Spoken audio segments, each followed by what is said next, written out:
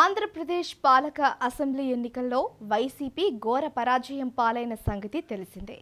Why not 175 అంటూ చివరకు 11 సీట్లకే చాప చుట్టేసింది. గెలిచిన 11 మందిలోనూ అత్యధికులు బొటాబొటీ మెజారిటీలతో గెలిచిన వారే.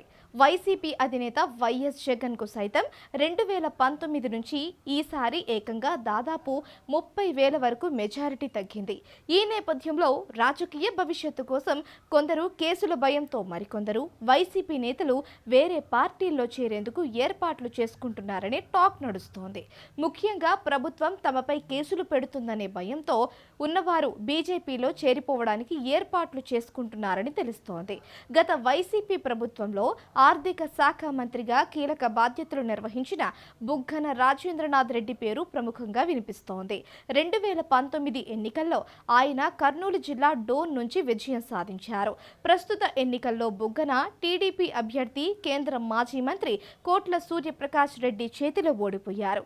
కాగా 2014లో కూడా బుగ్గన డోన్ నుంచి విజయం సాధించారు. 2024 ఎన్నికల్లో గెలిచి ఉంటే హ్యాట్రిక్ సృష్టించేవారు. అయితే ఓడిపోవడంతో హ్యాట్రిక్ సృష్టించే పరిస్థితి పోగొట్టుకున్నారు. అసెంబ్లీ ఎన్నికల్లో ఓడినప్పటి నుంచి బుగ్గన రాజేంద్రనాథ్ రాష్ట్రంలోనూ ఆయన నియోజకవర్గంలోనూ కనిపించడం లేదనే టాక్ నడుస్తోంది. నియోజకవర్గ నేతలకు పార్టీ కార్యకర్తలకు కూడా అందుబాటులో లేరని అంటున్నారు.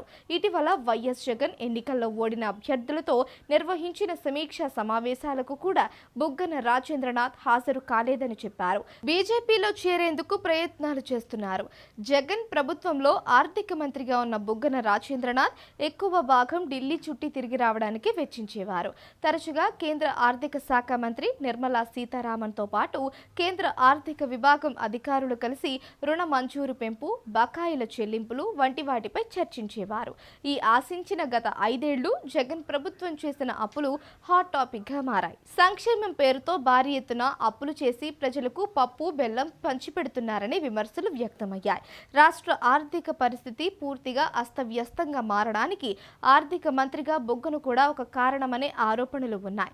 ఈ నేపథ్యంలో ప్రభుత్వం రాష్ట్ర ఆర్థిక పరిస్థితిపై శ్వేతపత్రం విడుదల చేయడంతో పాటు బాధ్యులపై చర్యలు తీసుకుంటామని చెబుతోందని బుగ్గన రాజేంద్రనాథ్ రెడ్డిలో ఆందోళన నెలకొందని అంటున్నారు.